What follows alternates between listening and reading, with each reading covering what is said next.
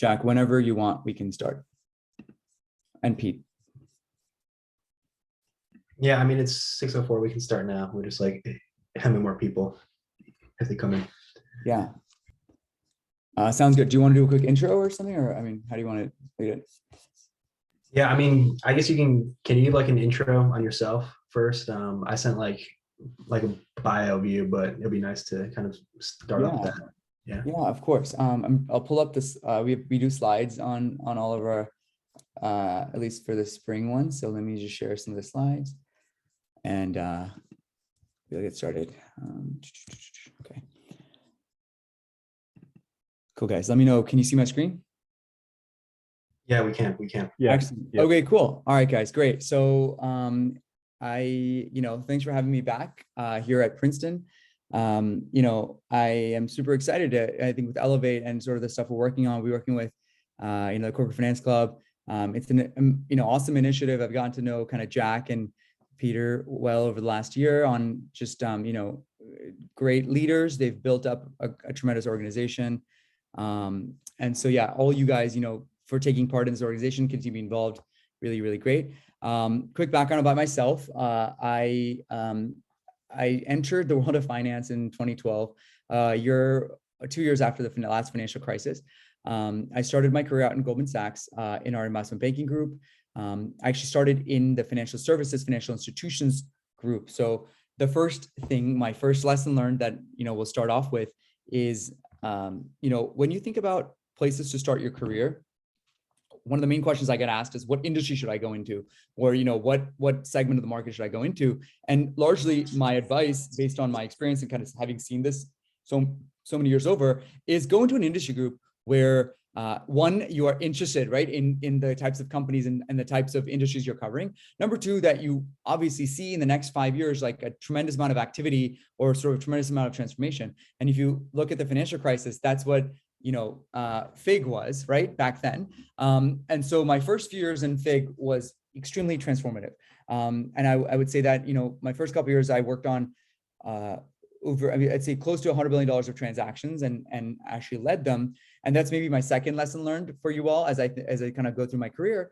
The second lesson learned is put yourself in positions early on in your career to get a lot of really good deal experience, right? So a lot of people ask me, oh, should I go into PE or should I go into banking or should I go into venture capital or should I go into whatever? And I think the first answer is go into the careers that you all find is the most interesting and exciting. And then number two, go into a firm that will give you an opportunity to work on really, really interesting transactions in a short amount of time. So I think that was hugely important for me in terms of acceleration in a really short period of time. Then after investment banking, I transitioned over to private equity, where, as a lot of people might do, to go sort of the investing side.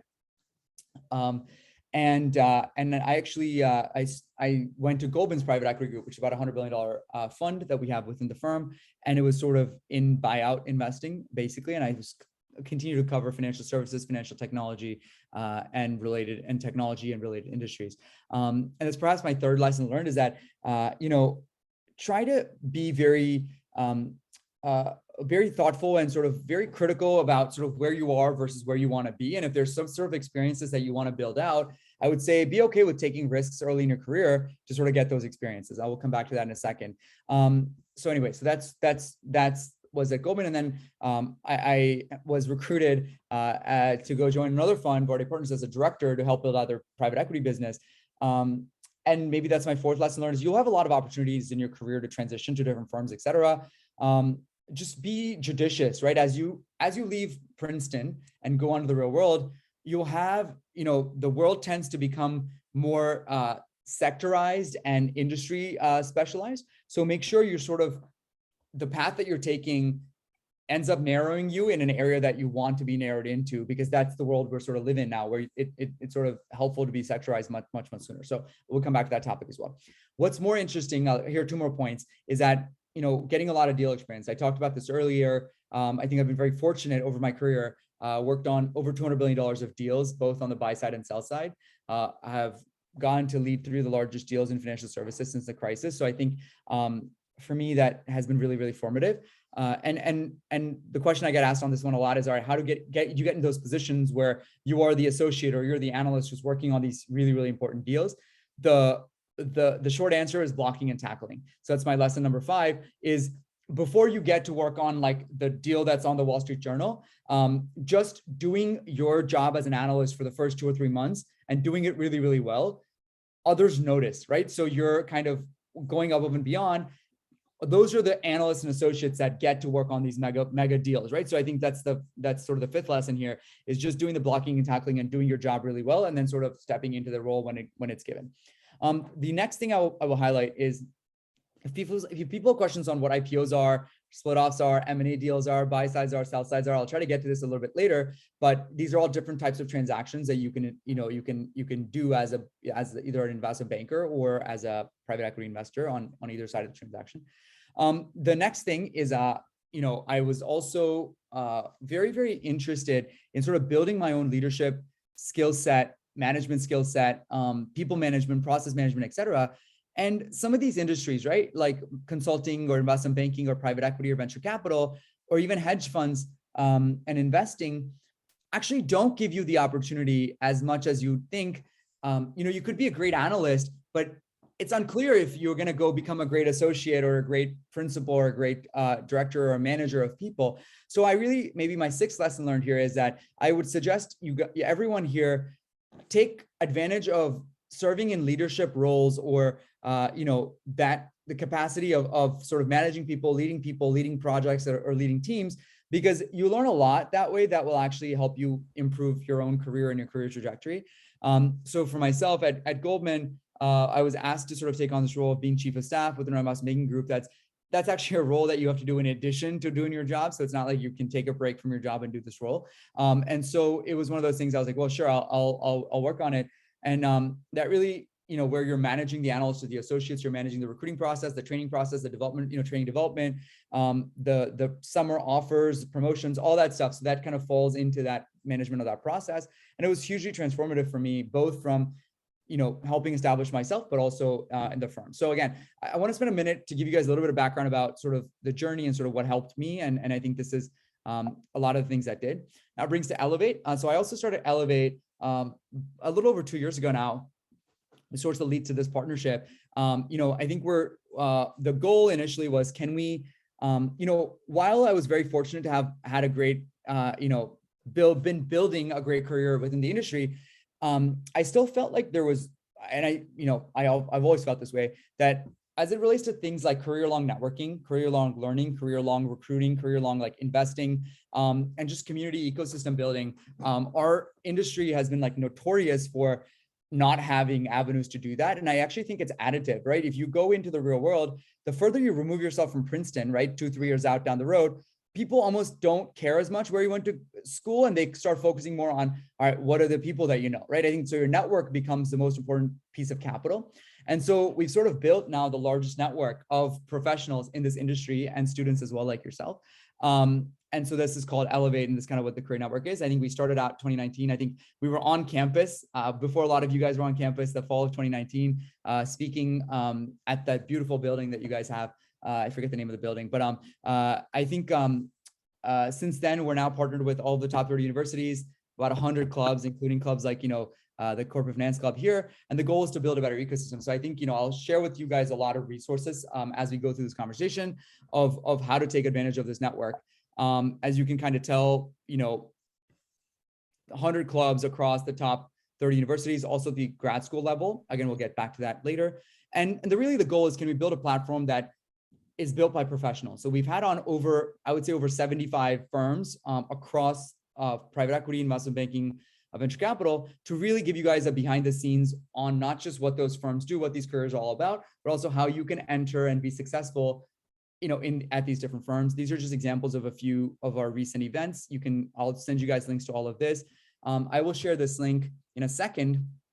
And then just so you know, next Friday we have on the Wharton, we were having a deferred admissions and session where we're going to have on speakers, actually the admissions director from Wharton and Blackstone, Goldman, Morgan Stanley, some of these firms.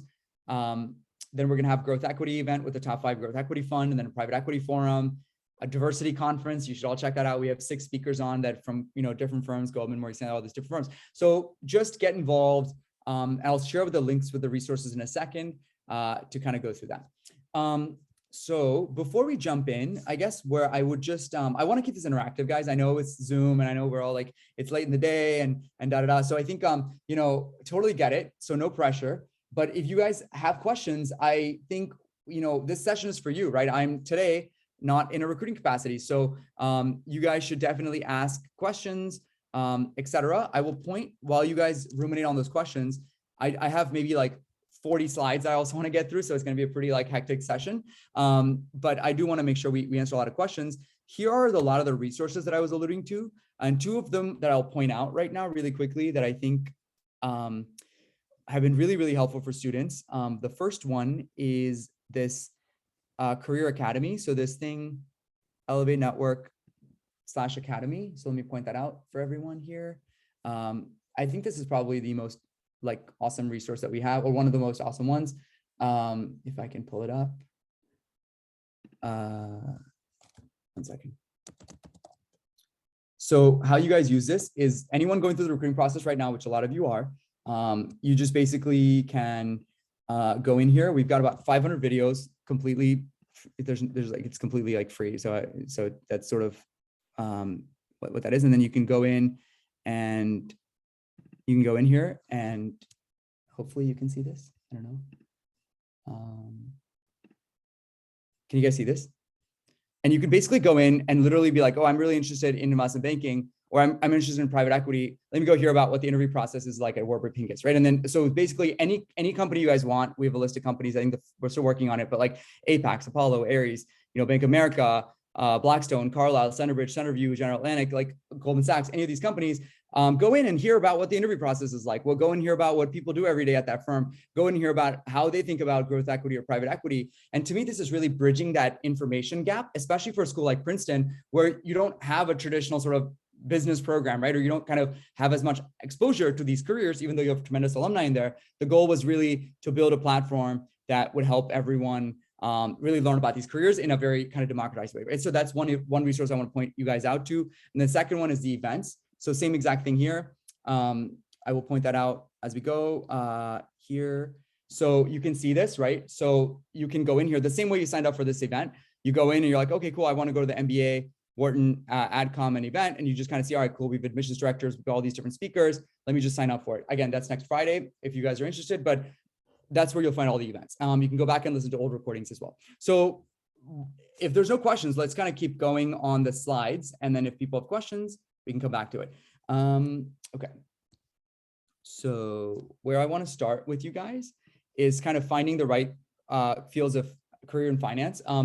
Again, I'll try to talk about these things at a high level, but you guys can drill in down with me as you want to learn more. So when I think about the Elevate platform, right? So we reach 100 clubs, about 30 universities. And so we probably see like 10 to 20,000 students every year, right? Going through the same exact journey. So this is just a summary of the top 5 careers that they go into. It's by no means an exhaustive list of every single career that's out there.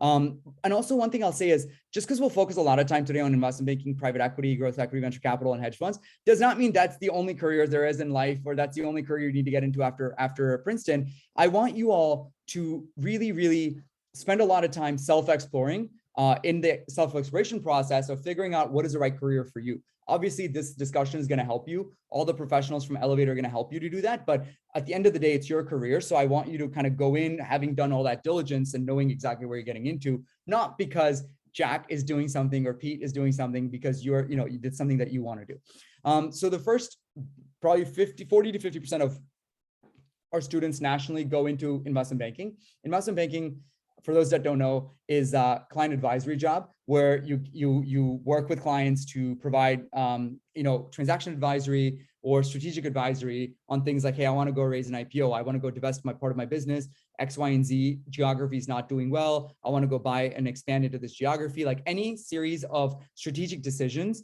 that a company wants to take on, you are the financial advisor that will make that happen. As an analyst, it means you work on complex deals and projects, and you build a deep financial skill set, okay, in terms of like what you're working on. As you progress more through the career as an associate or a principal, it sort of shifts a little bit more to client relationships. The second big area, I'd say about 25% of our audience goes into this, is private investing. So this could be private equity or private credit. The crux of the job, very, very different. Whereas banking was advisory, in investing, it's investing, right? So you are not advising a company to buy a company. You yourself are the buyer, right? So you are making decisions to drill down into a company and, and decide if you want to make that decision. Again, a lot of my undergrads ask me, we were at Yale last night, and I think UPenn the night before, and the number one question I got asked is, should I go into the sell side or buy side after undergrad? And look, it's sort of a personal answer, right? So I always sort of ask the person who asked that question, like, what do you know about these things and what do you want to do, right? So it's sort of like one is broad and one is very deep. And so that's just something that you guys need to figure out what you want to do and what is more interesting to you. But in private equity, I would say the key is to find the right fund, a fit for you. Whereas investment banking, a lot of firms are very similar. In private equity, it's not the case. And in private equity, you're equally spending time on financial, so the transaction side. You're also equally spending time on portfolio, company, and operation side. So in some sense, you can get both of those types of experiences. Again, we can double click on this if folks have questions. And then growth equity, venture capital. So this is an area that's become very, very popular the last few years. Like I said, we're going to have 2 different growth equity events just in the next few months. We're going to have on a top fund come and talk to us about careers and stuff like that there. So kind of like an info session, recruiting session. And then we're going to have kind of a panel with a lot of speakers. So it's a great opportunity for you guys to learn about that industry. But think of firms like, TCV, TPG Growth, Blackstone Growth, SoftBank, et cetera, that invest in sort of, Series B through Series, pre-IPO questions. And some of them are also crossover funds. So it's basically finding companies at an earlier stage when they're still private, and you're sort of taking a bet that that company will grow into that industry. And so again, it's a different type of diligence. I can get into some of the differences between growth equity and private equity if folks have questions. Then another maybe 10 to 15% of our audience goes into the public side, so hedge funds.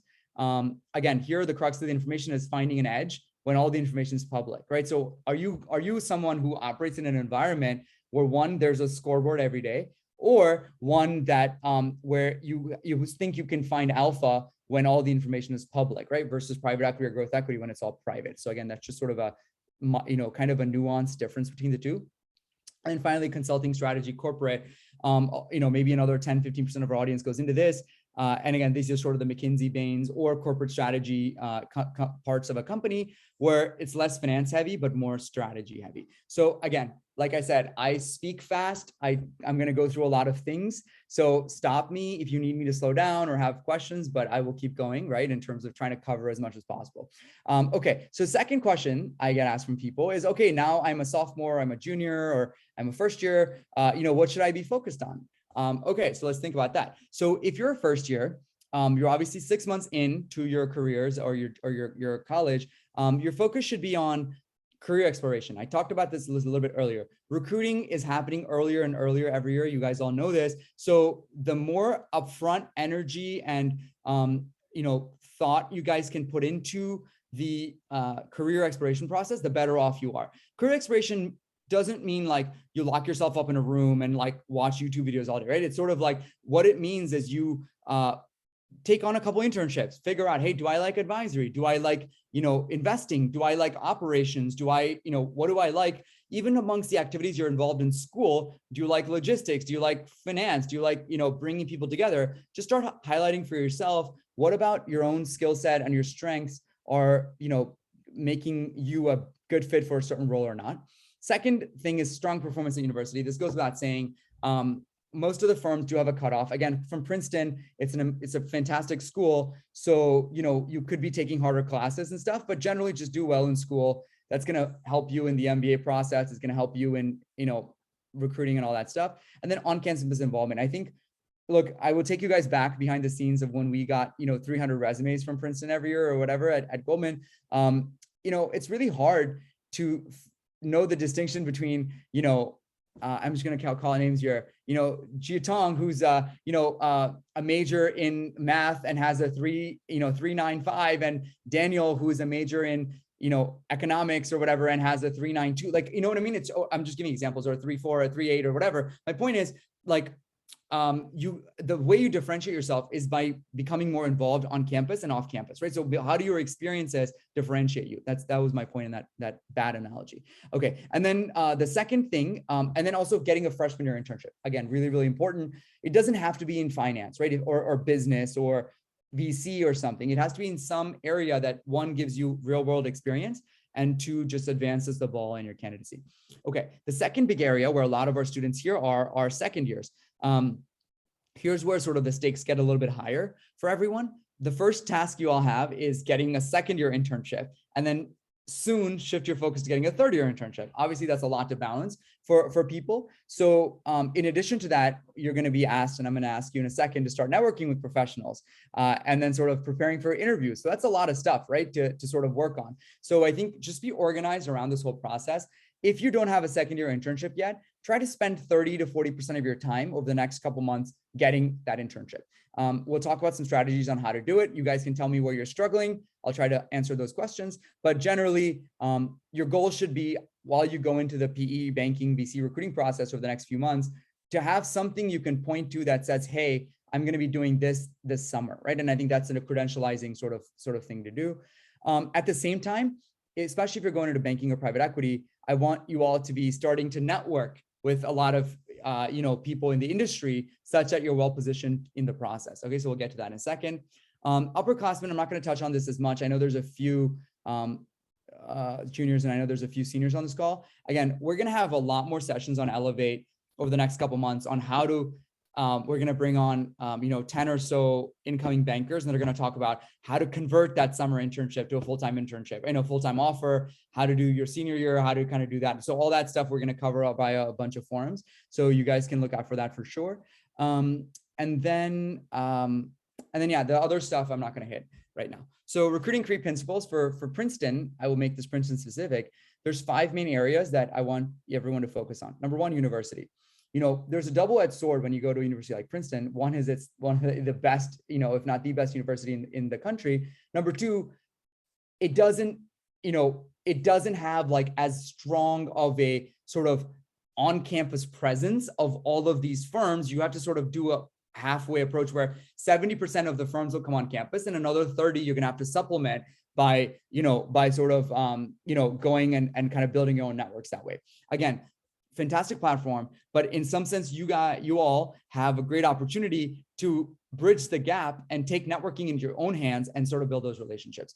Of the firms that do come to campus or recruit on campus, most of them will have a Princeton-specific recruiting team. That's going to be composed of an analyst or a couple analysts, a couple associates, and perhaps a VP or MD. And so your job in the whole recruiting process is going to be how to build relationships with those individuals, and that will sort of help you advance yourself in the process. I'll come back to networking again. The second thing I want to focus, and the firms that don't come on campus, you have to find alums or other people you can connect with that will help you through the process, and sort of how do you translate that into an internship. The second is academic performance. I think, to me, this, again, I touched on this earlier, the GPA and the GMAT, all that, sorry, SAT, all that stuff is fine. But where I really want to get to for universities like Princeton and Yale is like, what are the majors you're taking? Why is that interesting to you? And how is that going to relate to you working in finance or working in private equity? So just having a story around that can be important. Internship experience, I talked about this. Just get the best job you can. Don't put all this pressure on yourself to get that perfect internship. That's okay. Just spend a lot of time and get, doing the things you're supposed to be doing, but don't sort of beat yourself up because you got your choice number 2 and not your choice number 1 or something, right? So put yourself in positions to get internships, but your eye on the prize should really be that third year internship, right? Or that full-time job as you're going through this process. The thing I want you to establish, I'm going to go through interviews in a second, but relevance to banking or private equity jobs, right? So no matter what internships you do, a lot of our folks, right, go into like banking or private equity, but their first year or second year internship has been in like at a startup, like doing growth. So it's all about sort of how do you take the experience that you've built and then translate it to the job that you're going for, right? So it's about story building. You can kind of say, hey, I worked as a growth internship. I got to interact with the venture capitalists a lot, and that got me really interested in the financial side of the world and da da da da. So I think, just making that, bridging that gap becomes really important. Networking, like I said earlier, crucial piece of recruiting is networking. How many people have enjoyed speaking to you, and how many people on the recruiting team can sort of, pound the table to, to vouch for you. I'll take you guys back again. As I mentioned, I was leading recruiting at Goldman for several years, for our analysts and associates, and, networking, right? If someone, I would always say this, right? If someone made a good impression on one of the bankers, then there's a good chance we're going to take them for an interview, and we may not even look at your resume, right? So the weight of a networking connection who speaks highly of you is very, very high. So I would really prioritize trying to build those connections, especially now, since we're in the recruiting process now. So I think you should be in a good position to do that. Again, another thing I'll take you guys behind the scenes, like we get, like I said, 300 resumes, 200 resumes from a particular university, but we would only have, 30 or 40 hire reviews to send out, right? So how do we get from 200 to 30, right? That's when networking kicks in, right? You have to sort of, someone on the team should have hopefully have talked to you, or someone on the sort of, you should have made a sort of a, if you make a positive connection with someone, that would sort of help you in the process. Obviously, a lot of firms are also sort of go through your resume and do that as well, but it's all sort of, it's all, cumulative, right? In some sense. And then interviewing, I will say, having a few stories that, I'll get to interviewing in a second, but just kind of thinking about an interview and preparing for that is also really important. Anyway, I don't want to kind of speak like on autopilot. So if people have questions, maybe I'll pause again to sort of get, unless I missed any of the chats and stuff, but feel free, guys. I know this process can be a little intimidating. I know this process can be a little bit like, am I doing the right thing? Or, when's the right time to do something? So I just recommend, if you guys want to sort of use this platform to ask those questions, I'm sure you're not the only one thinking about it. Okay. So again, no pressure. Okay. Do you want to ask this one live? Whoever asked this question. Yeah, sure. Can you share any of your experiences regarding exit opportunities and how one should navigate or plan for that process? Absolutely. So let me actually, first thing, let me find an event for you guys, and then that'll be that's gonna help. 1 second, let me do my side.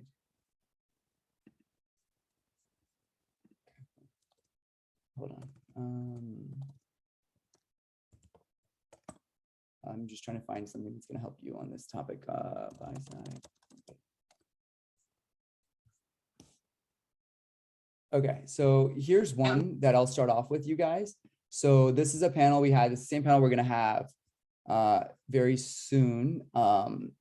It's basically, we had on speakers from Centerbridge, Apex, Hellman Friedman, TPG, Warburg Pincus, and a few different firms. I'll point, I'm this YouTube thing is taking forever, so I'm not going to do this right now, but just go on the website and you'll find literally like there's 20 or 30 specifically private equity, growth equity, buy side related events that we've done, like KKR, Warburg, TPG, TC, like all these firms. So I will give you my 2-minute, 3-minute answer to this, but there's way more. Like I said, we have like 50, 70, 80, 90 professionals who've spoken about this exact topic. So I don't want to sort of shortchange your experience in learning about all that stuff.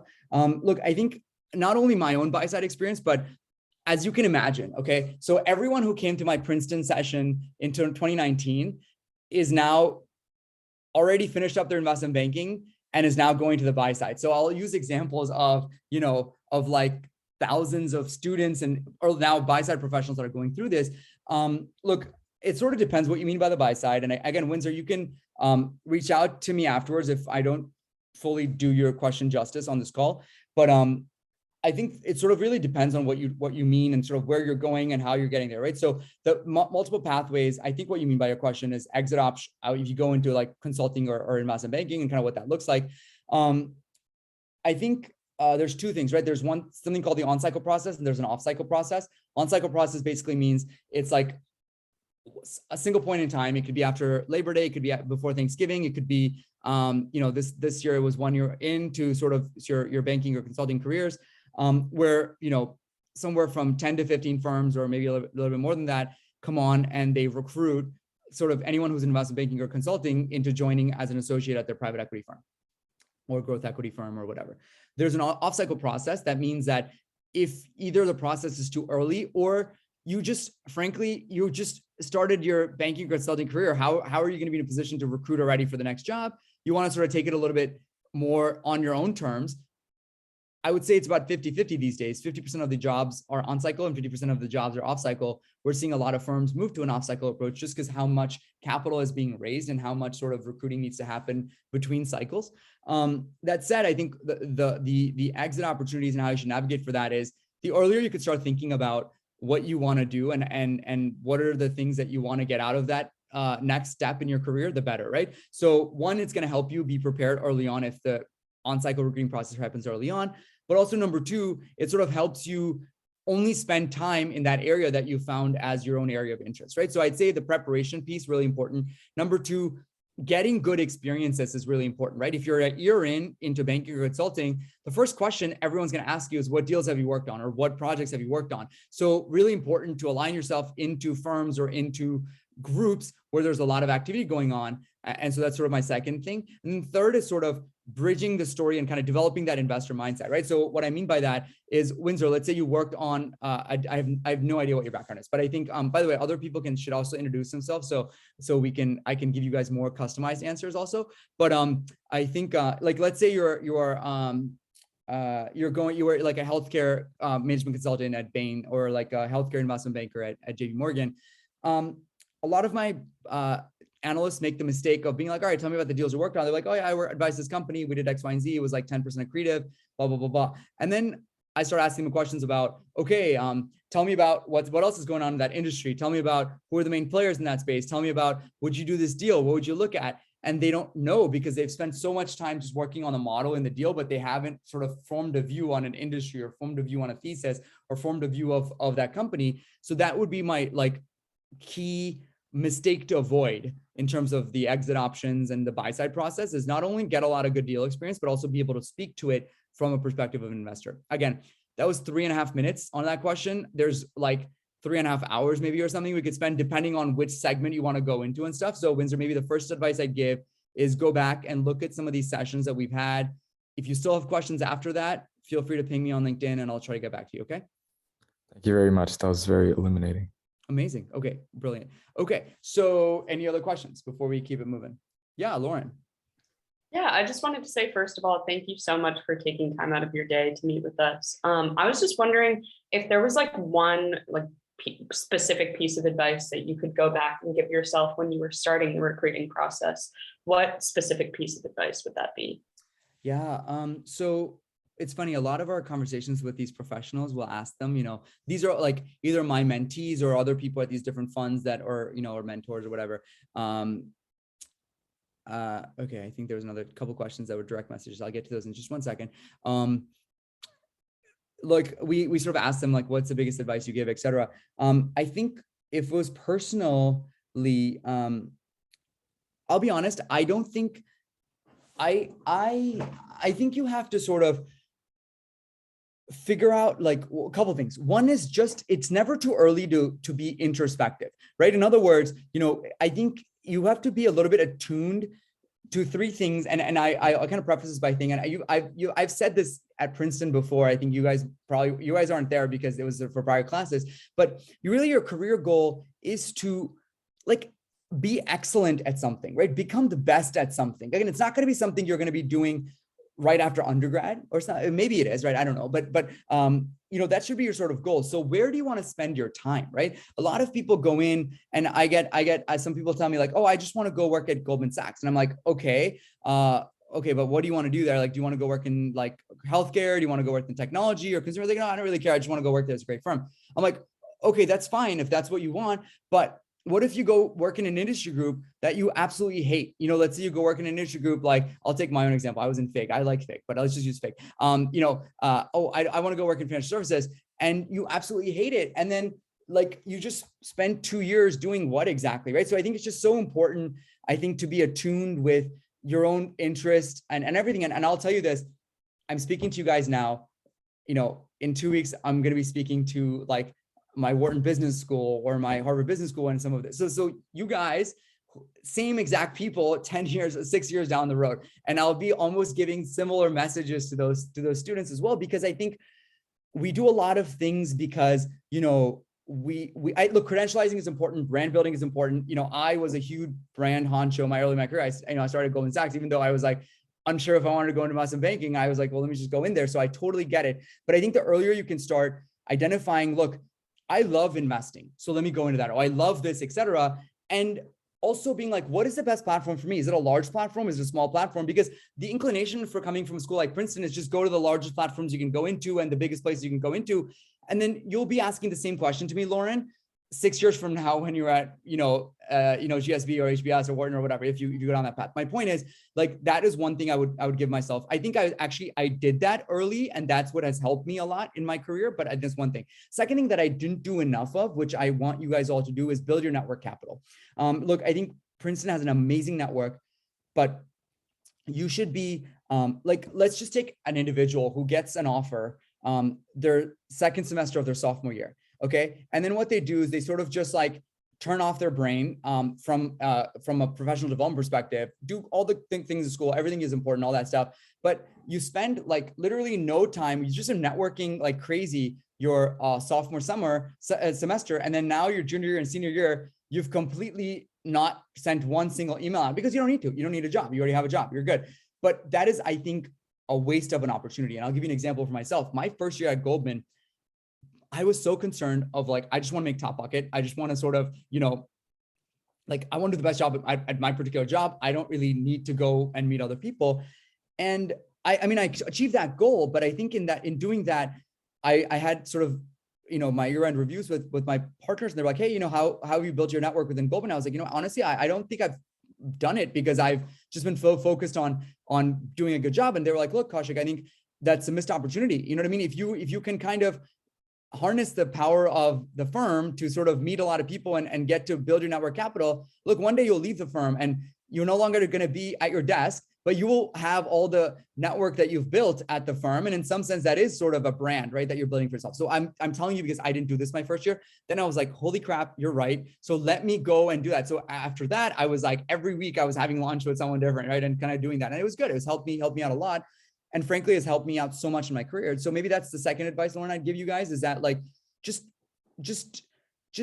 and even how you network build, don't be transactional, right? Don't be like, oh, Lauren, what can I do for you? Or what can Jack do for me or whatever? Just be like, hey, if there's something I could do for you, happy to. In the future, if our paths meet, great, I'm happy to help or whatever. So these are just like organic relationships. But again, if you're in the recruiting process right now, don't worry about this type of networking. I'm talking about sustainable networking throughout your career. But if you're in the recruiting process, I need you to be focused on recruiting networking, which is very different, which we'll get to in a second. That is more transactional, unfortunately. So I think, that would be sort of a few pieces of advice I might share with you guys. There's something else I was thinking about, but I forgot. But is that helpful, Lauren, in terms of your question? Yes, thank you so much. Of course. Okay, cool. All right, there's another question here. How do we begin networking with professionals if they don't come to our campus? After I apply for a job online, is there anything you suggest in order to show the company? Yeah, I mean, like, I think applying to a job online, I think you guys, there's more questions.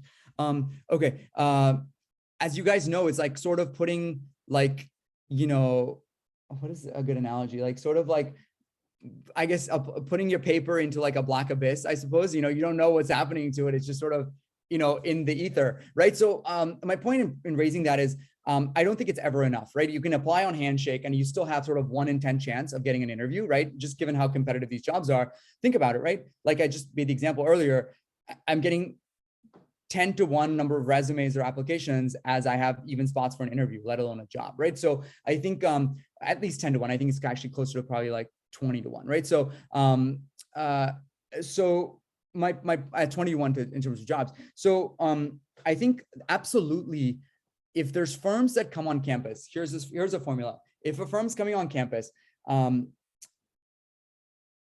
after the informational event, within 15 minutes or within 30 minutes, literally when the banker is on their way to the airport or on their way to the train station, send a thank you email. Hey, Kaushik, great to meet you at this event. Really resonated with the advice you gave me here. would love to spend, if you have just 10 minutes, would love to follow up on a couple of things that we didn't get to speak about X, Y, and Z. Oh, by the way, I'm Lauren, I'm Pete, I'm Jack, whatever from X, Y, and Z at Princeton Corporate Finance Club. And I've sort of second year and I've been, interning here. I'm going to intern here, whatever. Like what I'm saying here is kind of strike while the iron's hot, right? So if I go to the airport and then I'm on the flight and then I land, I'm going to have a billion client emails that I'm just never going to have time to respond to you guys on, right? So I think just like strike while the iron's hot, same thing. If you get on the phone with someone, respond and follow up right away. Okay. So like just that the urgency in it should be there. And also there's sort of that low hanging fruitness, I guess, suppose. And the question was around if they don't come on campus. Okay. Personally, within Princeton, let's just take a firm like GS or MS. There is at least, off the top of my head, 6 or 7 first-year analysts that I can think of at Goldman Sachs who are this year's Princeton alums. At least. I know there's probably closer to like 10 to 12 that I can't think about right now, but I can literally think about them in my head. So you all have the benefit of LinkedIn and, your databases and whatever, right? So you should be able to get to whoever the 12 people that were, I'm giving Goldman as an example. I'm whatever firm, Credit Suisse or, Blackstone or any of these firms, reach out to them. There's no reason you should not reach out because you're Princeton students, right? And you're alums and there's that connectivity there. That's a much more warmer connection. In fact, don't stop there. Email out to a VP that's a Princeton alum. Maybe they're 5 years away from Princeton or 10 years away from Princeton, and just start getting into the habit of building your own network. Okay. And building this kind of connectivity. This is the thing I see in a lot of my IVs. And it's like, it's a double-edged sword again, is like just waiting for opportunities to come to your table. I know you absolutely don't do that, right? I think know that recruiting is going on, and just because a firm's not coming to your campus does not mean they're not recruiting. So look, maybe your chances are a little bit lower because there's not a school-specific recruiting team. But if you are, a strong candidate and express strong interest and come across in the right way, there's no reason you wouldn't have a fair shot at that job if you sort of do the work, right? Again, I'm not saying it's easy. I'm not saying it's like really straightforward. I'm just saying if you do the work, it's all about numbers. If you reach out to 100 people, 20 will respond. If you reach out to 10 people, 2 will respond, right? So that's kind of how it works in life. And so just sort of improve your own odds of success is all I'm trying to tell you guys, right? So I think that's sort of my point there. So the person who asked that question, yeah. So if you just apply for a job online, I think that's like almost like not even applying for it. So you have to follow up. You have to find someone there and sort of make that connection. All right, there's 2 more direct questions. I'm going to get to those, guys. I also want to get through these slides. So let's sort of keep it moving. Can you see the slides now? Yeah, we can. Oh yeah. Okay, No, we can see. okay. And Jack and Pete, I'm happy to send these slides. There's like 35 slides. I'm happy to send these. I don't think we're gonna get through all of these. So I'm happy to send these if people want after the session, like in the next 24 hours, if you guys want to access it. Just let me know.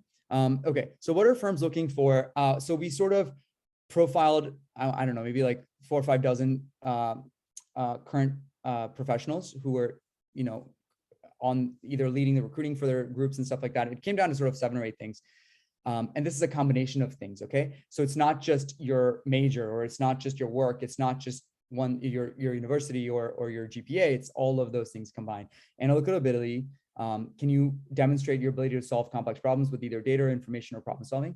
Number 2, technical quantitative exposure. Obviously, comparing Princeton to Wharton, you don't have as many finance classes. So you're gonna have to find other ways to complement or supplement that sort of, thing that might be, that people want. Again, it's not hard. Just say, hey, I'm corporate finance club. Great example. This is what we do in the club. And this is kind of the types of companies that we're evaluating. And this is kind of what we're working on. That's usually good enough. I've seen, and Jack has sent me some of the reports that you guys have done. I think the last one I saw was in like May or June or something. Or maybe it was sooner than that. I don't remember. But no, I think maybe it's sooner than that. But that's some really good analysis. So I think, loop that in, right? That is part of the technical exposure that you're getting, right? This is a fantastic platform that you guys are building. So definitely loop that in. Teamwork. Again, I won't be able to spend on all of these points, but my point is pick a few good examples that you can speak to these points. So we're trying to evaluate, right? Can this candidate excel both as an individual contributor, but also as a sort of a team player in a high pressure environment? You could be like, hey, I started my own company when I was, in high school, and that was like a huge, team dynamic where I was working with these people, where I started a tutoring service, or, I was part of a soccer team and a soccer club or whatever. Just bring together examples about yourself that answer these points. Leadership drive initiative. I love this question. I ask it in probably every single interview, but I want to know what drives you, right? Because the amount of passion that I see, if someone comes and tells me, hey, one of my passions is, I don't know, like chess or something, or my passion is sort of like, this like nonprofit thing. And then, or my passion is education. And then I'm like, oh, cool. What do you do? Oh, I started this nonprofit and then we do X, Y, and Z. And then now it's grown from sort of 0 schools to 10 schools. I'm like, okay, this person is passionate about this and they're going to bring that same energy to whatever we do at work. So I want to see that drive. I want to see that initiative. And that's why we ask you that question. Character. I love these questions also. I don't want to see only candidates who have 10 strengths. I want to see candidates who have 2 to 3 weaknesses. I want to talk to candidates who are aware of their weaknesses. Just trust me. No one here, no one on Elevate, no one at all of my firms has no weaknesses. Like we all have weaknesses. I think what makes us, a better teammate and sort of a better professional is our awareness and kind of willingness to fix them, right? So I'll come back to that point in a second. Interest in finance, again, being part of Corporate Finance Club is a great way to show that. I also think you can supplement that by saying, hey, I follow the market here. I do this, I follow these industries or these subsectors, et cetera. Interest in the markets, again, curiosity about business. Again, some of the private equity interviews are like this. Well, they'll say, oh, tell me about, how much money Starbucks makes at Princeton every month or something. And so you kind of just thinking through these case study type things. Communication, important as well. Resume building, I already covered this. I think just constructing it from one experience to another. Networking, I try to cover this already. A couple of things I will say, be organized in this process. Let me start from square one here. What do I mean by networking?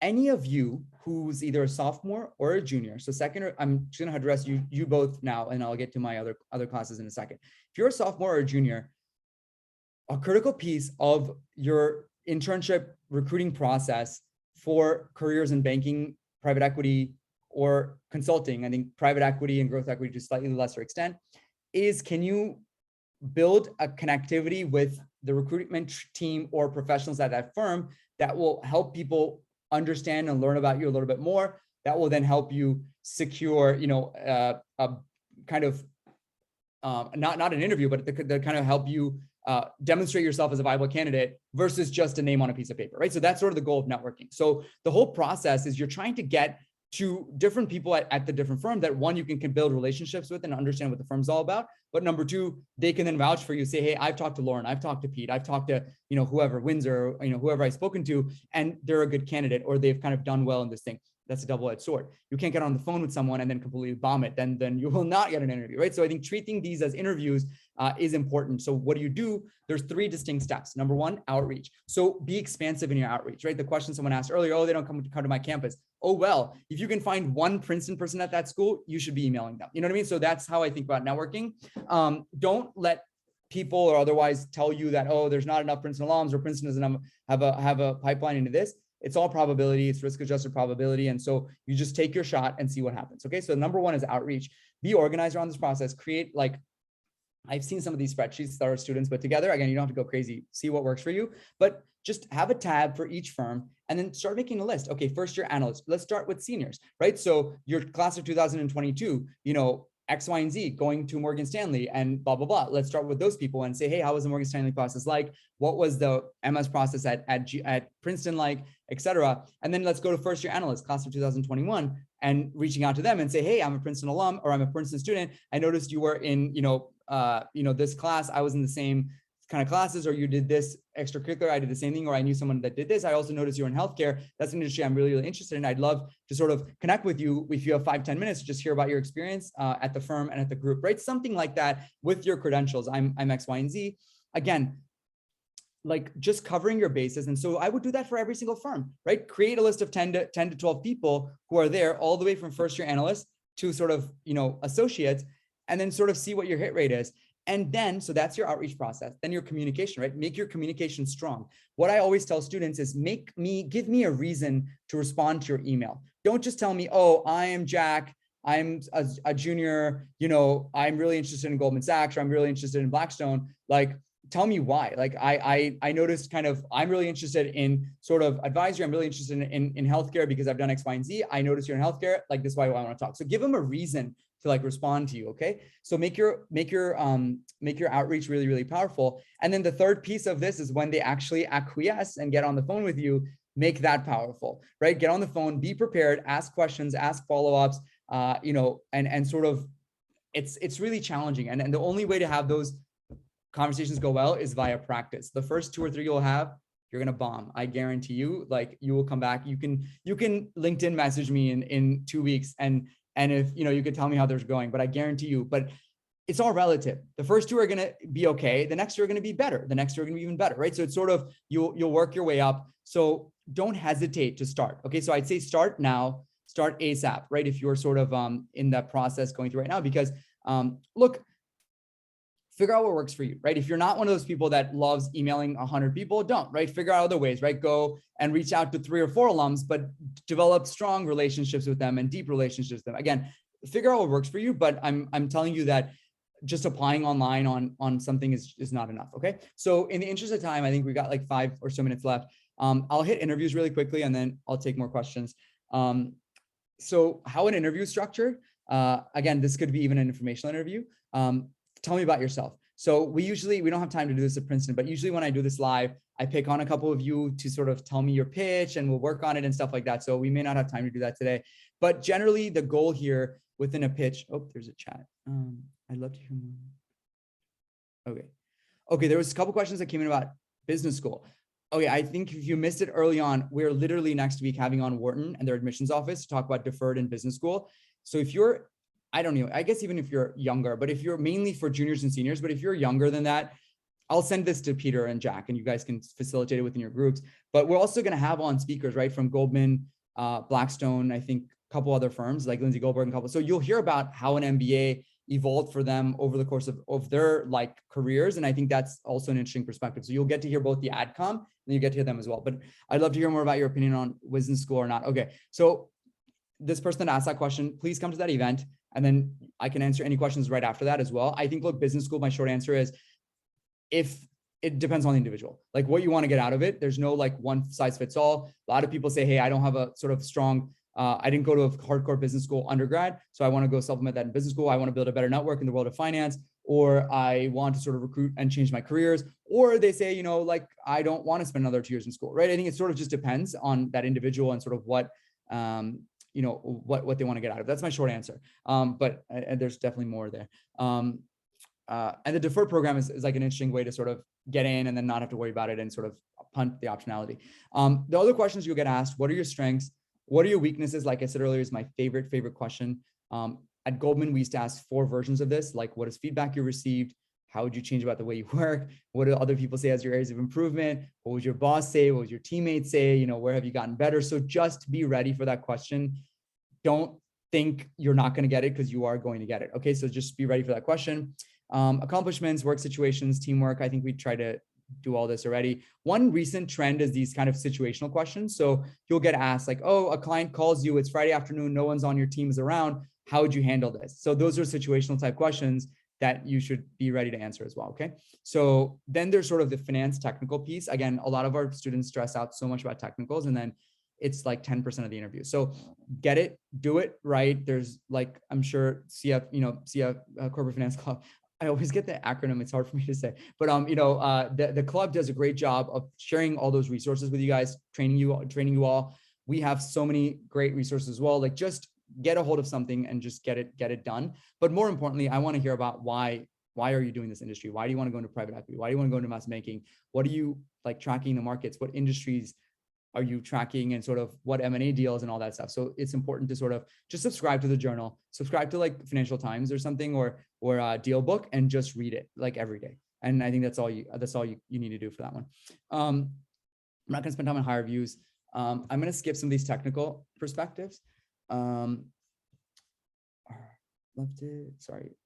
was a bunch more questions. I am a senior.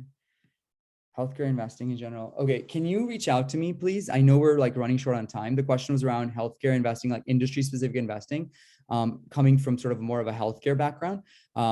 Absolutely, it's just about identifying your own strengths and then showing a VC firm, right? I think a lot of someone who has a strong healthcare background or neuroscience or something like that, what do you add to the table, right? I think you have amazing subject matter expertise. So if you have to sort of convince the firms, whether it's a VC firm or growth equity firm, that you could do the job from a finance perspective, right? That's the big thing that they'll be asking you. Or you can join corporate strategy and say, hey, I've studied neuroscience. I know exactly what goes into these products. I can help you sort of figure out what the targets need to be. Again, there's a lot of pathways we can take in this for you guys. So whoever asked this question, I won't call them out, but I think you can just ping me afterwards. I've already shared my LinkedIn, but I'll share it again. Other questions that people have, and I will end with one slide that I think has been really helpful for a lot of students. But oh, another thing, my team wants everyone here, if you enjoy this, to, yeah, of course you got it. Thank you. Yeah. Can you take 10 seconds? Can you guys go in, just give us a testimonial if you like the session, and say you took it at Princeton. It just helps my team like go out and do business building and stuff. So I want to help them out. So just do it. It takes 10 seconds, and just say, I took this at Princeton. You can just click on that link. I'll send it, whatever. But I do want to take a couple minutes to see any more questions that we didn't get to, that we want to address here. What's top of mind? Like what are you guys inhibited about, or feeling, this is like, I would say this is probably like over 100 of these I've done. I've seen tens of thousands of candidates in the process. So I'm sort of, Jack and Pete have set this up so I can be a resource for you guys. So absolutely don't, I know we've gone through a lot already, so I'm sure a lot of those questions have been answered, but again, I don't want you guys to feel like you didn't have an opportunity to ask questions. Okay, no worries, no pressure. So let me end with this slide. Where's my slide? One sec. So the thing is, like, how do you excel in this industry? Let me pull that up again. Yeah, just I do want to remind you, if you can fill that out, that testimonial, that would be super awesome for us. So let me go to the slide. And by the way, like, I understand it's a little intimidating to ask questions here, so you can ping me on, like, many of you already have, so I'll try to get to those afterwards as well. So last slide I will end with, before I have to drop, is how do you succeed in this industry? Okay, so first I'll start with, how do you succeed as an analyst and intern? So fast forward to a few months. So we've talked about recruiting ad nauseum. Okay, so I think everyone sort of hopefully has more thoughts on recruiting and stuff. But now a big area, right, a lot of my students ask about is like, how do I then actually succeed? I don't have any finance background. I come from Princeton. How do I do this? And we do specific sessions for you guys on this later this semester, but there's sort of 10 things I want you all to do. This is applicable for any point as a junior analyst or junior person to accelerate in the industry. Number one, the biggest thing you guys have control over is the quality of work. So whatever works for you, attention to detail, double checking your work, financial modeling, all that stuff, so important, because your reputation in this industry is the quality of work that you do. Nobody knows all the great things you've done in high school or all the great things you've done in et cetera, right? So you come in sort of blank slate at a lot of these places. So just number one thing, attention to detail and top quality of work. Number two, just being ultra responsible and reliable. So a lot of our summer analysts, they'll get an email from an MD and we'll ask them like, hey, where's the status of this buyer deck? And they'll be like, they won't have a status because they're waiting on someone else. But rather than sort of replying, they'll sort of just wait to get the status, then to reply to us, right? So my suggestion is right away, just like I tell you, right away, as soon as you meet someone, send them a follow-up or send them a thank you right away. Say, hey, I got your email, working on it. I will let you know as soon as I have an update, right? So that is way better than the whole team freaking out for 24 hours because they haven't heard from you, right? So just being super, super ultra responsive, communicative, really important. Taking ownership of something. I love when my analysts do this, right? So for two reasons. One, it takes things off of my associate's plate. And then the second reason is you become indispensable. If you say, hey, I want to own this model, or I want to do this, guess what? A week from now, if you've owned it and you're doing a good job, the associate's not going to be there anymore. So any meeting that as model related, they're going to have to invite Pete. They're going to have to invite Jack to that meeting, right? So I think just taking control and ownership of it, really, really important. Obviously, don't take on too much responsibility early on if you can't handle it. Communicating, I think this is obvious. Oftentimes, as an analyst, you'll have like 3 deals all due at the same time. So you just have to communicate up front. Hey, I got this other thing I'm working on. What's more important? be a good team player. I'm not even going to spend time on this. I think that's just kind of table stakes. Be curious. Okay, this is going to help you. Someone asked about buy-side recruiting or whatever, exit options earlier. Be curious about the industries you work in. You work in healthcare, you go work in fintech. Don't just work on your deals. Figure out what are the other deals happening in the space. Why are other investors investing in that, insure tech company or that payments tech company, and try to understand what's going on in the broader deal environment. Keeping organized. Okay, this is like the number one. I know all of these I'm saying are number one, but this is really important. Most of my analysts, week one, they get in, they have no emails. Week two, they have 5,000 emails, right? So just finding a way to keep organized within your, calendars and sort of your inboxes, just so important as a professional. Resourcefulness, find efficiency, leave things a better place. I think everyone here, I want you all to be successful in the process such that you come back next year and sit on panels for me on Elevate and help build the next generation, right? So, that's sort of a little bit of why all of these panels have on fantastic leaders, is because they want to give to the next generation, kind of make everything a better place. So I definitely think, whatever industry you're going to, especially investing or finance, just try to do the right thing and kind of leave things a better place. I think it's really, really important. And I just think it's better for your own brand as well. And personal relationship. I think if anything, I've hammered home this personal relationship point here today, but we also have, and some of you guys know about this, I think Jack and Pete, we've previewed this with you guys, but we do have a networking platform, which I'm super excited to open up at Princeton, hopefully soon. It's called Finact. You will have the opportunity. I think we have over 2,000 people now on the wait list for it. You will have the opportunity to network with other universities, other finance clubs, other people's going into private equity or venture capital or investing, wherever you are in the journey. If you're right now interviewing, hopefully you can practice interviews with other people. If you're struggling with networking, hopefully you can, meet other people in the same boat. If you're really interested in ESG investing and sort of Princeton doesn't have a lot of firms that come there, maybe you talk to people at Wharton and figure out what firms do that, and you can do that. So there's just sort of, can we harness the power of Elevate, which is, across 35 universities and give it to each individual. That's the goal of the networking platform. It's called Finact. We'll get into that. But anyway, guys, that's sort of my points here. There was other stuff around career lessons learned. I think we're a little bit over time, and I have another sort of meeting, a meeting to get to, but which is fine. But on that note, I'm going to leave it back to Jack and Peter. Like I said, I think two main follow-ups for you guys is, yeah, of course, you're welcome. Thank you guys for all these kind messages. That's awesome. Is you feel free to connect on LinkedIn, but I think, again, I'll put this testimonial thing up. Please do fill it out and indicate you're from Princeton. But yeah, let me turn it over to, and give us a 5-star review. But anyway, back to Jack and Pete. Yeah, take it over, guys. And thanks for having me. I love doing this. You guys have built an amazing platform. I think a lot of you have reached out on LinkedIn before the session, and your backgrounds are fantastic. What I appreciate is that you're all sort of, using this as a self-discovery process and sort of doing that. And that's brilliant. And yeah, so if I've been helpful, I'm appreciative of that. And we'll see you guys soon. So Jack, back over to you. Yeah, thank you so much, Kaushik. That was an amazing presentation. Hope it was helpful for everyone. And in the interest of time, I guess we'll conclude our event here since we're over the hour or so. Yeah, no worries. And there's plenty of other events coming up. So don't feel like this is the only opportunity to ask stuff. Just take advantage. And Jack and Peter, I'll send you guys some follow-ups after the session. Okay. Thank you so much. Yeah, this was awesome.